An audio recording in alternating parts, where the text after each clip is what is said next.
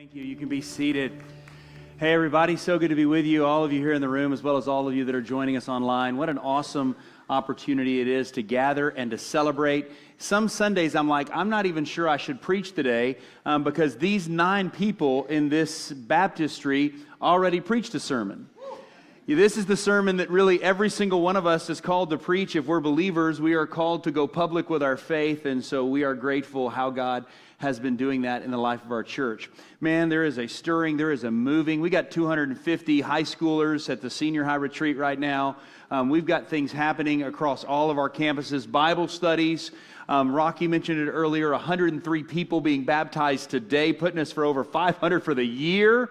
I mean, I'm telling you, something is up. And I hope that you'll be a part of that.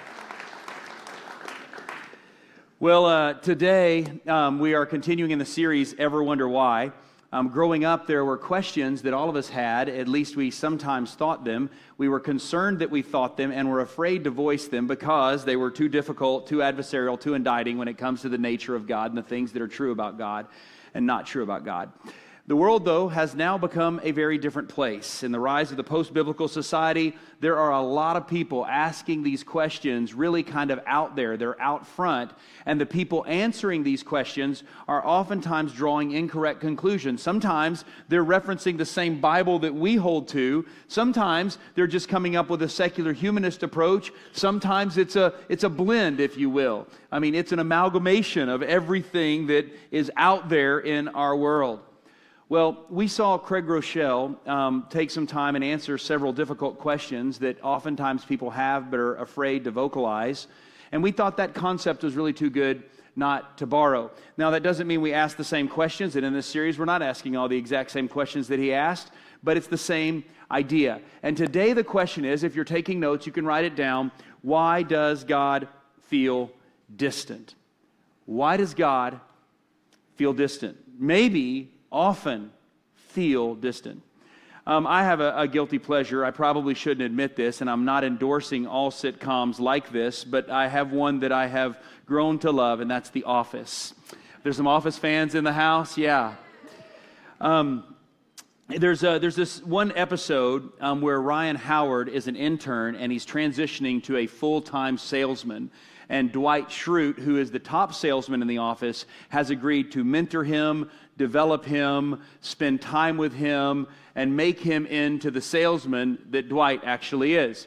So Dwight, part of his training is he first takes him out to a beet field, and he has him plant a beet. And while Ryan Howard is planting the beet, Dwight Schrute runs off, jumps in his Firebird, and peels out. And Ryan Howard then looks up at the camera and says, "Well, that's about right." Now, I say this to you because sometimes I feel a little bit like I'm Ryan Howard and God is Dwight Schrute. Like he's just kind of told me he would be with me and he wouldn't forsake me and he would never leave me. But sometimes in this moment, in this training, I feel like he just runs off and seems to enjoy it. Reminds me of a comedy routine that Randy Wade and I used to do when we were both youth ministers. And it was kind of, we were a comedy duo, and so I was the straight man, which means he was the comic genius. And so I would ask him a question. He was called Doofus. I was called Dave. My name wasn't very creative. And I would ask him about his dad, and he would say, "My dad was a disciplinarian. He was a hard man. Don't really know if he ever loved me." And I said, "Why do you say that, Doofus?" And he said, "Well, one day he took me out on a boat into the middle of the lake, and he threw me out, and he said, 'Doofus, sink or swim.'" And I responded to him, "Wow, that had to be tough." And he said, "Well, it was a lot easier once I got out of the burlap sack." Yeah, okay. I mean, sometimes I feel like with my life, as I look back over it, there have been some moments where God seems to just have thrown me overboard and said, "Sink or swim," and the first thing I felt like I had to do was get rid of the burlap sack. I mean, where is God's blessing? Where is His presence? Why did He do that? Why did God leave us alone? And the problem with that, the question of, why does God feel distant, is that it's disconcerting to our theology because we believe that God wants to have a relationship with us. He doesn't want to be distant to us, and He's omnipresent, and He can be present in our lives at all times. But doggone it, it doesn't feel that way. And in the same way, you want to be close to God. As a matter of fact, I suspect, there's a handful of exceptions in the room, but for the most part, you're here today and not brunch because you want to somehow or another connect with God. That's why you're here today. And so it's a little bit unusual that you want to be close to Him and He wants to be close to you, but yet you feel very distant from God at certain times and at certain seasons in your life. If you've been doing a relationship with God for any length of time, you've probably experienced these seasons that are very, very difficult, where you feel like that you're walking through the wilderness, and sometimes you feel like you're walking alone. Maybe it's when you leave the doctor's office and you've gotten a really bad prognosis, and it appears that you or someone that you love is in the last years of their life and going to face a debilitating illness for the rest of their time. And you just don't have much else to say, but why, God, would you leave me in this place? Or maybe it's a phone call on a relationship with someone that you're in a relationship with that has been strained for a really long time. And when you hang up that phone, you recognize this may be the very last time that you speak to one another. And it's just heart-wrenching because you felt like that person would be your best, your closest for the rest of your life. And it appears now that maybe your decisions or maybe theirs has driven a wedge in that. And you're like, why, God, would you allow me to walk alone through this? Or maybe you lose your job late in life and your portfolio isn't even close to fully funded, and you're thinking to yourself, how am I going to provide for myself? There's no way that I can live just off Social Security. Or maybe you're younger in life and you just keep recognizing that bouncing checks has become a way of life for you. A couple of weeks ago, a young girl came up to me after the service and told me that she and her husband had prayed for so long to get pregnant, and they finally got pregnant. They felt like God had answered their prayers. And then in that 9 months, they found out that the child had a trisomy disorder, was going to have Down syndrome. And she wondered, and this was really sad to me, she wondered if God was just too busy to care about her. Man, that's tough. After the last service, a lady came up to me here on this campus and told me that she's working through a daughter, a 15-year-old that just recently committed suicide. And I'm here today to tell you that if that's the case, you're doubting God, and maybe you wonder if He's too busy. Maybe if you wonder, does He care? Does He even exist? Maybe you feel like God is distant in this moment, then this message is for you. If you're not listening for you, listen for someone else. Today we're going to do our best to kind of shed some light on several possible explanations of what's going on when God feels distant. And before I get into those, I want you to know that feeling this way, you're not alone. As a matter of fact, there's a bunch of Psalms that David wrote, and in these, David, a man after God's own heart, is incredibly honest and forthright with God. He's willing to ask those questions that ever wonder why. In Psalm 88, 13 through 14, he basically puts God on the dock. He says, "But I cry to you for help, Lord. In the morning my prayer comes before you. Why, Lord, do you reject me and hide your face from me?" That's David. That's a writer of Bible. That's someone who sought the Lord, willing to be honest enough to say, I just don't feel close right now. There's Jesus. He lived his whole life trying to glorify God. He walked lockstep with the Father. He was obedient. He became obedient even to death on a cross. And we know that while he was on the cross, despite the fact that Jesus never sinned, he lived in a body of flesh. And so in that moment, he understood what sinful flesh felt like because he was separated from the Father in that moment because God turned his back on the Son and he cried out, Lahi, Lahi, lama sabachthani, which means, my God, why have you forsaken me? And I love that because even Jesus knows how far it can feel. Not how far it is, but how far it can feel. So if you go through seasons when God feels distance, you're not alone. And I can't speak to every scenario that's represented in the room, but what I want today is to give you a few possible scriptural reasons for why you don't always feel God. And it'll be a little bit different because we won't be walking through one particular text like we often do. This is a thematic message. But it's filled with spiritual understanding that's found throughout the Bible. So we'll be bouncing around, answering some of the questions or kind of explaining some of the reasons why you might possibly feel distant from God. Reason one, maybe you have over-sensationalized what it means to be close to God. Maybe you've over-sensationalized what it means to be close to God. When you talk about feeling God, you're talking oftentimes about these big, awe-inspiring, incredibly emotional encounters, like the last night of youth camp kind of thing. Anybody ever been to one of those? I was a youth pastor for about 10 years, experienced my fair share of last night of camp stuff, and there's a lot at play in those moments. And I don't want to discredit them, but everybody's tired. You've developed some relationships. You've put aside social media for a week. You're going to see your parents like the next day, and that's enough to make any teenager cry. And then the worship is powerful, and it's worship anthem after worship anthem, and the pastor preaches a message, and for the first time maybe ever, you felt like it was directly towards you, and you were listening to the Holy Spirit, and all of a sudden tears start coming out of your eyes. Man, and when you experience a moment like that, lean into it, but know that that isn't normative. That's not how it's usually going to be. You might begin to think that these super sensational moments are what it's all about. No, those moments are awesome. They are real. I've had a number of them myself down through the years, and I do not discount them, but they are the exception rather than the rule. That's not normally the big splash. That's why if the only time you ever experience the presence of God is when we're singing and preaching for an hour and 10 minutes total on Sunday morning, then you're missing it. Because that's not the substance of your entire relationship with God. Reminds me of the prophet Elijah. Was having really a low moment, feeling forsaken by God after he'd had this major victory. And he went and he hid in a cave, and God told him to come outside of the cave. And God was going to speak to him. And it appears obvious at first where God's going to speak. 1 Kings 19, 11 through 12 says this. And behold, the Lord passed by, and a great and strong wind tore the mountains and broke in pieces the rocks before the Lord. But look at this. But the Lord was not in the wind. You would have thought it would have been in this big giant wind that's tearing apart rocks that, here it is. Now's my God moment.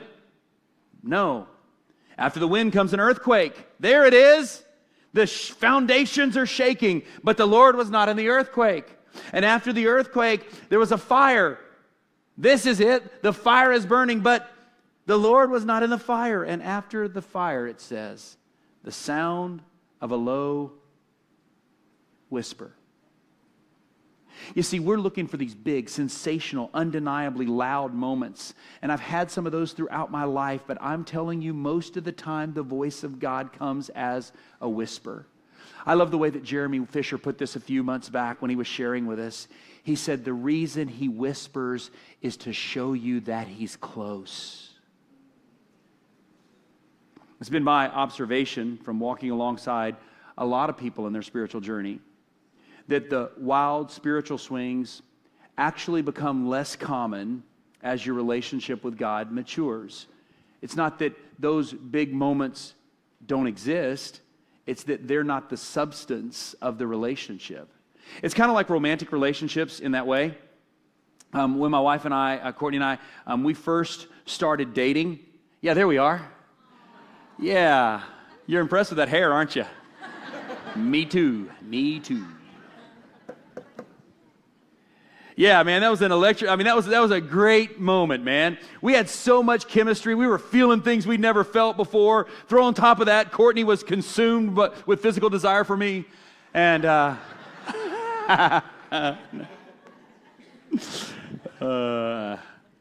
those early days were special. There were some great, memorable moments from those dating years. But you know what? A lot of that was actually immaturity. There's a stability to a healthy relationship that isn't based on how you feel, but a knowledge of what is best. You know, when I see healthy marriages, oftentimes I see them the strongest in the midst of a difficult time, often later in life. I love it when a couple is madly in love with one another till the very day they die. And it's not these big, giant moments. It's everything from caring for the person, serving the person, feeding the person, honoring, cherishing, in sickness and in health until death do them part. Man, this is the kind of relationship that we're supposed to have with God. And as we mature, some of those things, those big, fantastic dating kind of moments become a little less, honestly, frequent or important, because you've got a bigger substance. Don't let yourself just look for the sensational. Man, it's true with our Heavenly Father as well. In my late teens and early 20s, I struggled with lust. That probably doesn't surprise anybody. If you're a male, it wouldn't surprise you that that's the case. Really, it shouldn't surprise any of us because we're all broken sexually. And it doesn't really matter what it's easy to kind of look down on someone else's sexual brokenness and dismiss your own. But in that season, I knew that God wanted to redeem and restore. So I would walk through these moments of weakness and sin and disobedience, and then I would come to the Lord and I'd pull out my Bible and I'd start crying and I'd reach out and I'd turn on some worship music and I'd be praising God and I would just feel His grace wash over me. Those were some amazing moments. But as I grew in holiness and I matured in my relationship with the Father, there wasn't a lot of those swings because I wasn't hitting rock bottom on that particular sin at least. And what we find is through that, God is taking it and He is redeeming it. Romans 8:28 is an interesting verse to me. It says, and we know that for those who love God, all things work together for good, for those who are called according to His purpose. Let me just tell you what happens here that I think is a real shame. Many of us start with, for those who love God, all things work together for the good of those who love God and are called according to His purpose. And we forget the very first three words. Those are the most important words. And we know. I look back in the past and I know. I see the failures and I know. I see the victories and I know. I see the sinful disobedience and I know that God has taken all of it. He is redeeming it, and His plan, His destiny for us is to conform us to the image of the Son. We know this. Don't let anything else, even your own feelings, lead you to believe something else. Man, we should probably expect some less of those sensational moments and more of the sensational presence of God in every single conversation we have. Man, if you feel like God is distant, it's possible that you have an overly sensationalized view of what it means to be close to God. Strong feelings aren't the only evidence of God's presence. Secondly, it's possible that your heart has been hardened. The second reason that you might feel distant from God or wonder why you feel distant from God is because your heart has hardened. Maybe you're a Christian and you've allowed yourself heart to harden. It could be that somebody did something to hurt you and you let this root of bitterness kind of take hold in your life, and you're finding it very difficult to let down those walls. Or maybe you've experienced disappointment in your life and you thought to yourself, I don't know that I can trust God, and you turned your back on God because of that. Or maybe trauma, that kind of does that to a person. And if that's the case, I'd encourage you to go back and listen to week 1 of this series. But here's what I would say. From my experience, what causes our heart to be hardened more than anything else is ongoing sin in our lives. I unfortunately can tell you this from firsthand experience, as well as what I've viewed in lives of many others. When we just allow a sin to take root in our lives, then we no longer recognize it as sin. Man, it creates a callousness in our heart. Matthew 13, 14, and 15, Jesus says it this way. He says, you will be ever hearing, but never understanding. You will be ever seeing, but never perceiving. For this people's heart has become calloused. They hardly hear with their ears, and they have closed their eyes. As a believer, in order to walk in ongoing sin, one has to kind of close off their heart to the voice of God. And because the conviction is so clear, and it's almost like our heart is going, la, la, la, la, la, la, I'm not listening. But here's the problem. All you're doing is ignoring the conviction, and if you're under conviction, the presence of God. You're ignoring the entire voice of God, but it hasn't changed anything. All you're doing is moving the goalpost. You're like, what am I talking about? Well, in James chapter 1, verse 24, there's a metaphor for the Bible that James uses. He says the person who looks into the Word of God is like a man who looks into a mirror.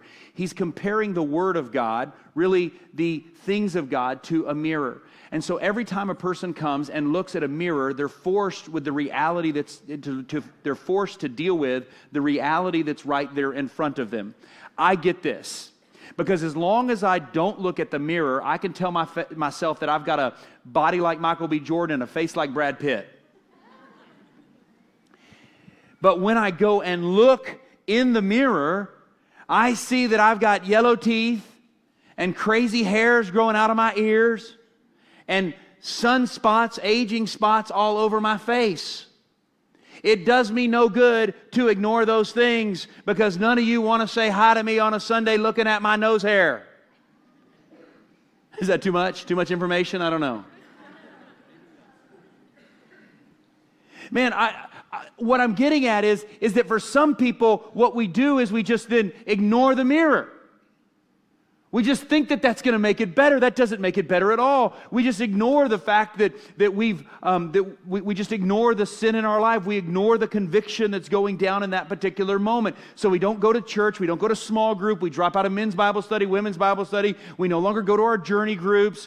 We no longer come and visit our prayer partners. We don't even come to church anymore. We kind of just come on holidays because we want to make sure that we keep ourselves culturally related to the Christian thing, but yet we no longer allow any kind of sensitivity to the Spirit because we've allowed sin to creep into our lives. And I met so many people that the way that they deal with conviction is simply staying away from the things of God. It doesn't make it any better. Feeding yourself with lies and justification, it may work in the short term. It may not. In other words, you won't feel it. But man, the callousness that makes you feel distant, man, God hasn't moved or changed. It's that our hearts have been desensitized. I don't get to do it much because it's super expensive and really cumbersome, but my favorite activity is snow skiing. And you are in some cold, it's some cold territory when you go snow skiing. Oftentimes you wake up in the morning and it's below zero.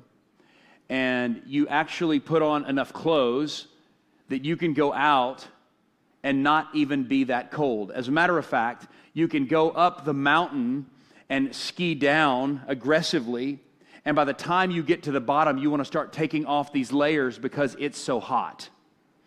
You then get on the lift and you head back up the mountain, and you soon realize that the temperature is just as cold as it was when you went up the first time, but now because you have less clothes on, you are experiencing the weather in that moment.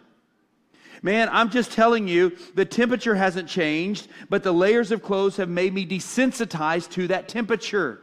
In the same way, when you're covered by your sin, when you're wrapped up in your sin, you may not feel God, but that does not mean that He is not there. If you're a Christian and you're not experiencing the presence of God, I would respectfully ask you, is there a sin that you've just gotten comfortable with, that you've kind of made friends with, that you've ignored it, that you've rationalized it? It's possible that God doesn't feel near. It's possible that God feels distant because you've allowed something to come into your life, and that is making you callous to the voice of God. It could be something like the sin of jealousy. I mean, you can keep that one to yourself, right? I mean, you can't even see a person in public, or you look through social media and you're just so jealous of their life. Their kids just do everything right, and they've got a Cadillac Escalade and more shoes than Oprah. And you're like, I hate them. Or maybe it's resentment in your heart. Someone hurt you and you're hanging on to that bitterness, and it's turned into resentment and hate, and you can hardly hear that person's name without kind of throwing up in your mouth a little bit. Or maybe it's lust. Maybe you've just conceded defeat, and you've said, like, it's everywhere. It's internet, it's social media, it's at the gym. And then what you do is you begin to justify, it's not like really crazy stuff or anything, man. It's just kind of curiosity on my behalf. And you've rationalized it somehow. And what have you done in the process? You have begun to callous your heart, and that even though God isn't distant, He begins to feel distant because you have put on so many clothes that you no longer recognize the spiritual temperature that God has pudding all around you. Or maybe it's the opposite. Maybe you're on the other end of the spectrum. Maybe a long time ago you went all in. Man, it's not the big sins anymore. Man, you're attending church, small groups, Bible studies, serving in church, praying, fasting. You're giving back to God on a regular basis. And you were all good for a while, but eventually it became just religious routine. You came here over and over and over again, and you began to think you had to earn it. And you've just gotten tired.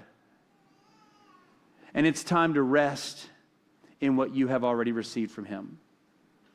If you're not feeling God's presence, it may be that your heart has grown callous towards Him. And I would encourage you, can I just tell you, like, one of my greatest fears is that you come in on a Sunday morning, you hear a message, and the Holy Spirit starts to just kind of whisper into your ear, and you walk out of here unchanged.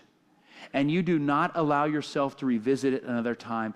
Do you understand? That's really a waste of an hour and 15 minutes. If you don't encounter the voice of God, then that's what I'm praying for. I don't care whether or not I'm engaging. I don't care whether or not I'm funny. I don't care whether or not you think I'm great. I mean, of course, everybody wants to be liked, but I'm here to tell you today, I want you to have an encounter with the Spirit of God and ask the question, what is it in my life that needs to change? What are you calling me to? It isn't always something that needs to be taken out. It might be something that needs to be added in. Please listen to the voice of God. Third, you might feel distant from God because He just wants to draw you closer. I love what Paul said when he was preaching to the church in Athens. He says, from one man He made all the nations, that they should inhabit the whole earth. And He marked out their appointed times in history and the boundaries of their lands. So let me just ask you, who's initiating this process? Who's doing the drawing here? This should not be hard. Is it you or God? It's God. That God is starting the process. That God, as Spurgeon said, is the heavenly hound. He is having letters being written, phone calls being made, texts being sent right now that will impact the rest of your life. As a matter of fact, it might just be that you're here today because you developed a relationship with someone, or maybe they're a distant relative and they came to preach the sermon through baptism and you didn't even know it, but God is arranging things in your life to hear this message. God has started it, but look at what He says in verse 27. God did this. Why did He do this? So that they would seek Him and perhaps reach out for Him and find Him, though He is not far from any one of us. What this is talking about is God's approach in relationship to humanity. God created us for relationships, and He put situations all around us that draw us into Himself. There's a passage in Isaiah chapter 55, verse 6 that I've always found interesting. It says this, seek the Lord while He may be found. Call upon Him while He is near. Now, Isaiah is a book of prophecy, and what I believe he's talking about primarily here is actually the age of grace that we find ourselves in. That right now, every single one of you has God, and He is knocking, and He is coming after you. See, here's what's funny. If somebody says, I don't like to say I've found Jesus. Well, listen, I say I found Walmart. I don't think Walmart was lost. I recognize I'm the one that was lost, okay? So when I say I found Jesus, I understand that Jesus was never lost, that I was, and I'm here to tell you that Jesus is standing there and He is knocking, that this is a time in which He may be found. The door may be opened in this particular moment, but the age of grace, whether it be at the end of your life or some point right before it, the end of your life, or maybe it's when Jesus comes back at some point,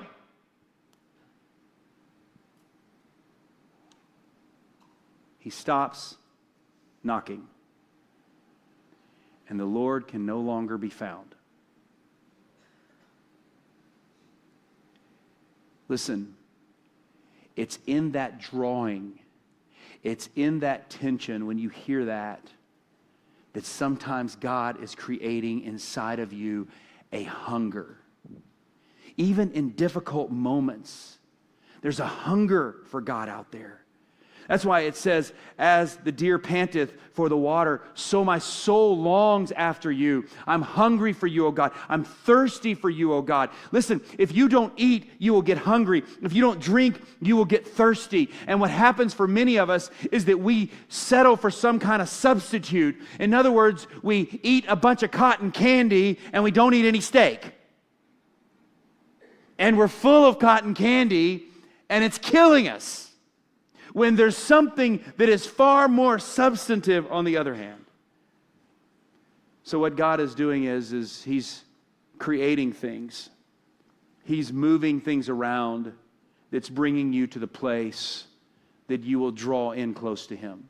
It's like giant magnets. I saw a guy do this one time as an illustration. Took a couple of giant magnets. They were so strong, there was no way to put them together. But when you got them properly aligned, boom, they just drew right to one another. You could hardly even take them apart. Man, that's really the big idea about today's message.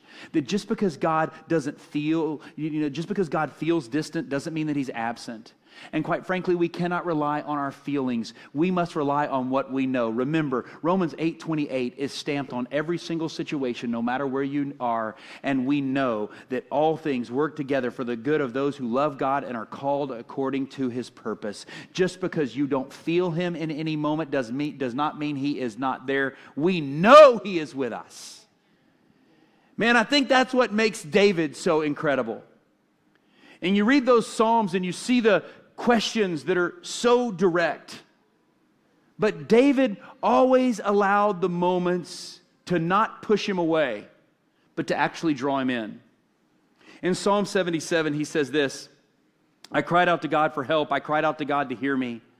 When I was in distress, I sought the Lord. At night, I stretched out untiring hands, and I would not be comforted. In other words, David's like, I worked really hard at this, and it didn't help.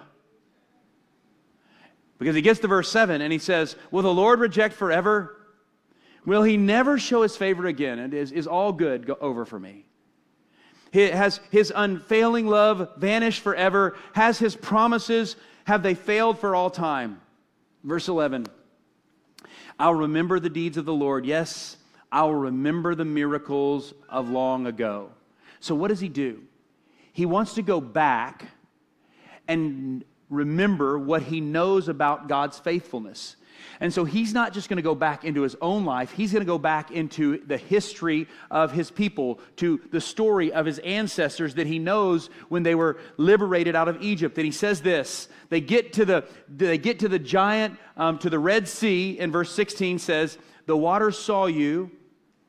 They saw you, God. The waters saw you and they writhed. The very depths were convulsed. And the clouds, they poured down water, and the heavens resounded with thunder. Your arrows flashed back and forth. Your thunder was heard in the whirlwind. Your lightning lit up the world. The earth trembled and quaked. And there's a path, right? You're going to lead us through the Red Sea as the waters are parted. The waters knew you were there. And we were led through the sea, your way through the mighty waters. Look at this. Though your footprints were not seen. In other words, the people had to cross the Red Sea in faith. It wasn't as if God showed up in the flesh and walked across the water in front of them. That would be easy, but no.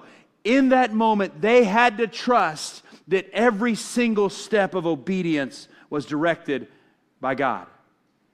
He felt like, and so David, man, in this moment, he feels forgotten. And he says, you know what I'll do? I'll just go back and I'll remember how God did it for me in the past. So he recalls the parting of the Red Sea. He recounts the power of that moment. And it's so clear that as the people crossed, God was right there next to them.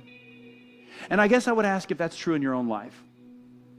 If there's been a moment that you've recognized that you've walked through a very difficult season, and when you look back, you recognize that God was right there with you.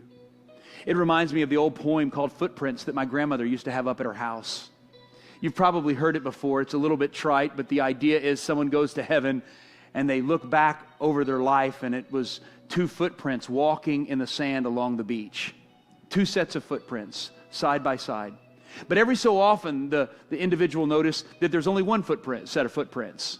And then two would emerge again, and then there would be just one, and then there would be two sets, and then there'd be one. And he said, what is that, God? And he said, well, that's our walk together. Ever since you received Jesus Christ, we walk together every step of the way.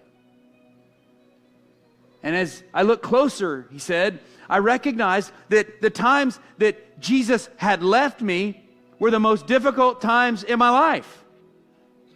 That's when there was only one set of footprints. And I looked to God and said, what's the deal that you and I walk side by side all throughout? And then you abandoned me in the most difficult moments of my life? And Jesus looked at him and said, oh, child, I never abandoned you.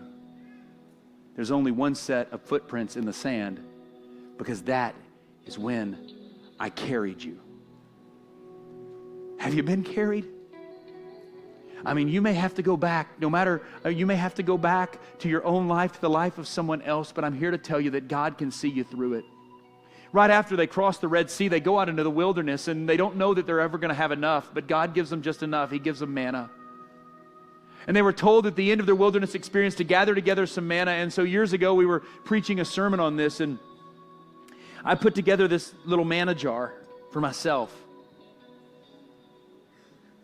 And it's a reminder. It sits in my office where I do a lot of my studying, and it sits on the desk right behind me, or the cabinet right behind me. And it's important because inside of it are reminders of how God has provided and been faithful in my life in the past. Back 21 years ago, 22 years ago, my wife and I had a stillborn son named Joshua. And that was a very difficult season because I didn't understand why someone who dedicated their whole life to God, called into ministry, done what God wanted them to do, why this would happen to me. So a friend of mine drew this picture. I shrunk it down to put it in my manna jar. But it's a picture that you can see up there of Jesus holding my son Joshua. For the first time, when I saw this picture, it felt like just the Father said to me, your heavenly Father can take care of Joshua better than you can as his earthly father. Trust me. And it was in that moment that the healing actually began. Fast forward about 5 years, and I was going through the most difficult time in my life. I felt betrayed. I felt like everything that I had dreamed of and wanted and pursued had kind of fallen apart in regards to ministry and my career.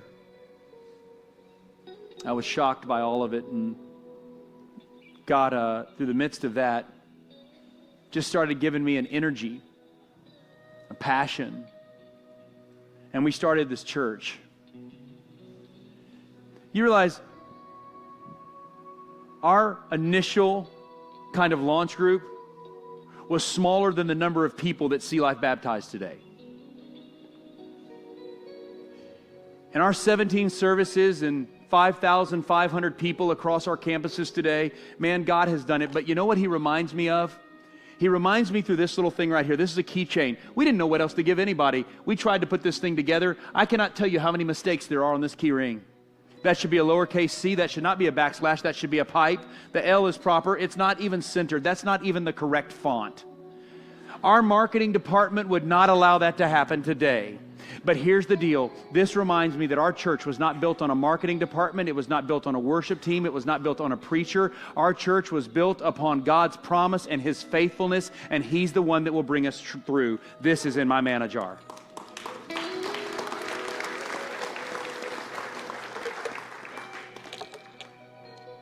This here is a bottle of hydrocodone from about 10 years ago. I was in a car wreck, and I was struggling mightily. I tried everything that could be tried, and the only thing that made it better was hydrocodone, and it became the first thing that I thought of every morning and the last thing I thought of every night. It was all day long present in my life.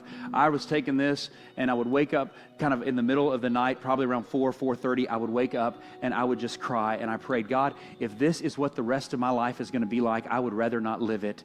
I think my family would be better without me. The church would be better without me, because all I can think about is this stupid little pill. And I prayed and cried out to God in the midst of that difficult time. I felt sometimes like I was walking all alone, like in the middle of the night, He wasn't even listening.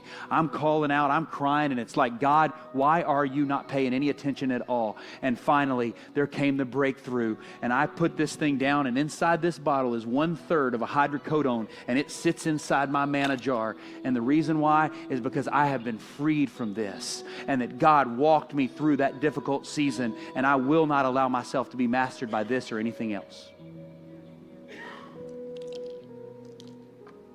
Fast forward to another 5 years.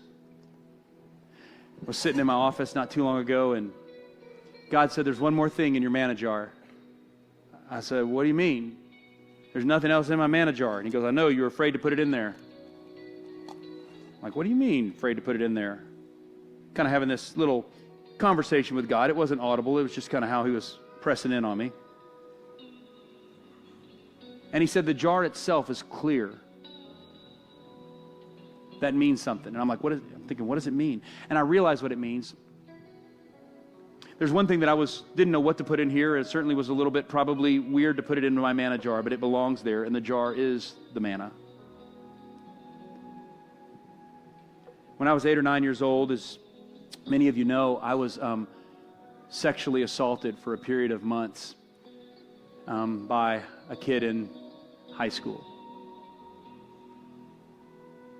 And for 25 years, I kept that thing a complete secret. And believe it or not, the bigger damage and the bigger trauma was not what the kid did to me. The bigger trauma was 25 years of never telling anybody about it. And at 33, 34 years old,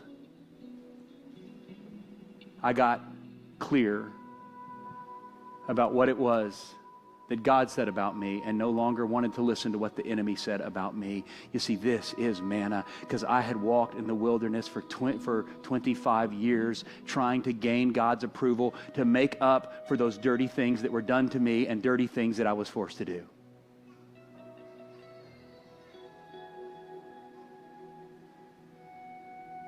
And this is God's provision. And I'm here today to tell you that I don't know what's in your manna jar, but I hope that you're able to look back and to see that God has been faithful in your life. I can see in every one of these moments that I had just what appeared to be one set of footprints. I appeared to be walking through the wilderness all by myself, but the truth is that He was carrying me all along the way. He was taking me to a place that I could have not got to on my own. That we've got a God who will walk with us, who will go with us, who will walk along the way, who will never leave us, and we look back on those moments and we know beyond a shadow of a doubt that we've got a God who cares about us, who's with us, who walks with us, who's walking with us today in this moment. This is our day. This is our moment. The Spirit is moving in you.